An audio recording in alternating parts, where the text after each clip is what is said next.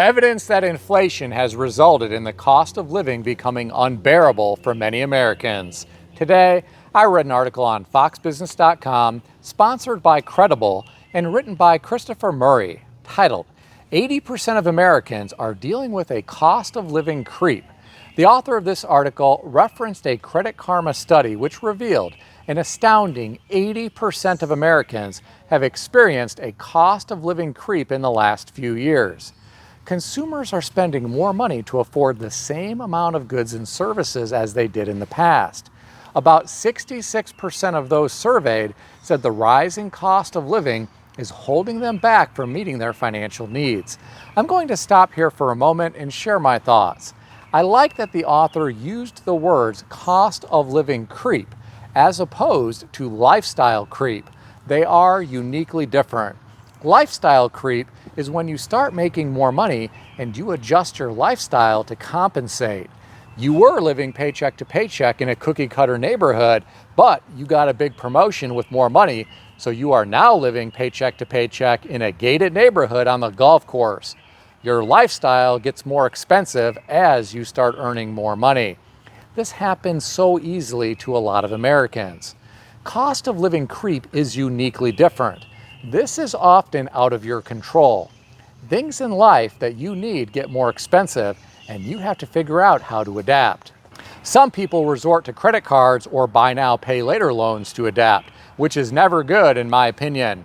Debt can quickly spiral out of control, especially given our high interest rate environment. Getting back to the article, the author said almost 60% of people believe their incomes won't ever catch up with the current cost of living.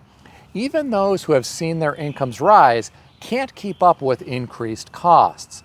I get it, life is getting incredibly expensive. Some people haven't seen their wages keep pace with true inflation. Note I said true inflation, not the government CPI figures. Many Americans are paying more for rent, car insurance, interest on their car loan, more for daycare for their kids, more for food at the grocery store, and more for their medical needs. There are countless other examples. I can't even begin to list them all. My heart goes out to all of the people in America who are struggling financially during this period of high inflation. I think the 60% of people who believe their incomes won't ever catch up with the current cost of living have a right to be concerned. Their fears are warranted. If I were in that type of situation, I'd look for ways to live beneath my means to free up cash. Then, I'd invest that extra cash in quality assets that will increase in value along with inflation. I'd put together a business plan and borrow money from financial institutions so that I could buy assets that make money, such as rental properties. And I'd work hard to manage the operation effectively so it didn't fail. But that's just what I would do. I'm not giving anyone advice. If you need advice, seek advice from a qualified professional in good standing. Getting back to the article, the author said 37% of survey respondents were unable to set aside any of their income for savings goals. Instead, their incomes go toward basic living costs, which are still difficult for many Americans to meet. This is where the rubber meets the road, in my opinion. Sometimes you have to make sacrifices in life to attain financial goals that you have.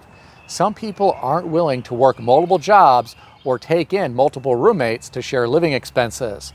Some people aren't okay with cutting out all entertainment and only focusing on working, living frugally, saving money, and investing money. Not many people can do that for years or even decades to reach their financial goals. Sometimes drastic measures need to be taken if you truly want to change your life. This next section of the article was really interesting. The author referenced an Indeed Flex survey, which revealed living costs are rising to the point where retirees and seniors are thinking about returning to work temporarily. 1/3 of retired individuals consider taking on a few shifts per week, and 42% of seniors who never left the workforce are also considering adding extra shifts at work or through side hustles. Here are my thoughts. I am not surprised to be hearing about this. Many older Americans face the same financial struggles as their younger counterparts. Those who never accumulated assets during their life and have limited income from Social Security are often in a tough spot financially. Some people retired and thought things would be tight financially, but they could still swing it. Now, because of inflation, some are no longer able to do so. Here's what concerns me. Some people will reach an age where they can't keep working, but they still need the income in order to survive. What happens then? This has to be frightening for these people. I'm sure some lay in bed at night and have a hard time falling asleep because they worry about this. Some may know their days are numbered when it comes to continuing to be in the labor force. Just like all creatures, human bodies wear out. We begin to degrade mentally and physically as we age. Some people reach an age where they simply can't work anymore.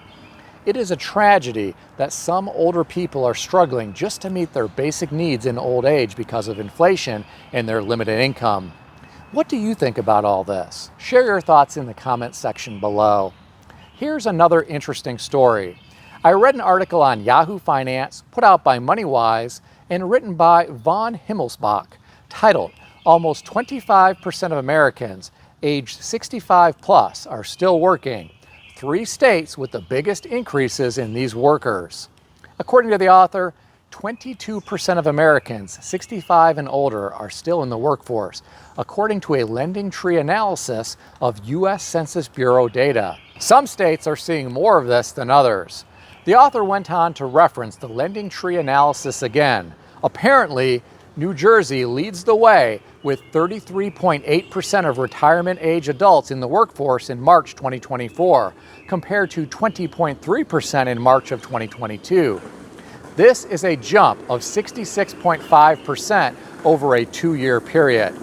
Delaware came in second with 27.2% of people still working compared to 19.8% 2 years prior, which is a 37.4% increase. Indiana came in third with 23% in 2024 compared to 17.4% 2 years prior, which is a 32.2% increase. Here are my thoughts. This data is very telling. This really paints a picture for us about what is happening in the real economy. We hear the economy is booming in the mainstream media, and we hear that narrative from some politicians as well. It's true, some people are wealthier than ever, but there are countless people who are struggling financially, and they are living paycheck to paycheck. Some can't even live paycheck to paycheck without tapping credit cards or various forms of credit to buy what they need to survive. My heart goes out to the retirement age adults who are still working because of financial need. I realize there are some people who have plenty of money and they just work to stay sharp mentally and physically, and I admire that. But there are others who have to work or they can't afford their rent, groceries, or medical needs. If you know people who are in this type of situation, please do whatever you can to help them if you have the resources.